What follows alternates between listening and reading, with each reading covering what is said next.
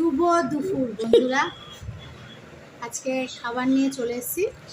খেতে খেতে আজকে তোমাদের সাথে কথা বলবো। সবার খাওয়া হয়ে গেছে, শুধু আমি একা বাকি। আজকে খেতে খেতে তোমাদের সাথে অনেক কিছু কথা বলার আছে, অনেক কিছু জানানো হয়নি তোমাদের। আজকে খেতে খেতে সেগুলো বলবো। প্রথমে দেখো খাবার কি কি নিয়ে এসেছি। করেছি আজকে নিম পাতা আলু ভাতে, নিম পাতা ভেজে আলু ভাতে দিয়ে মেখেছি।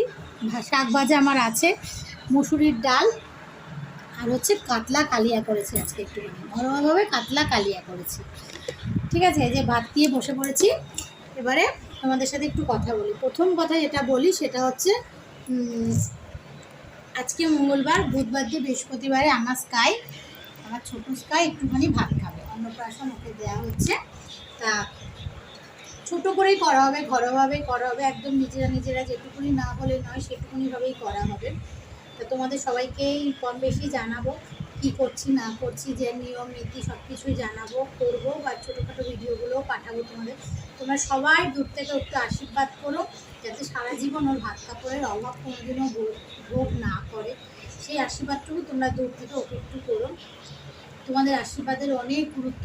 তোমাদের আশীর্বাদ, তোমাদের সাপোর্ট পেয়ে আজকে আমি অ্যাডসান রিলের সেট আপ পেয়ে গেছি, এটাও তোমাদের জানানো হয়নি।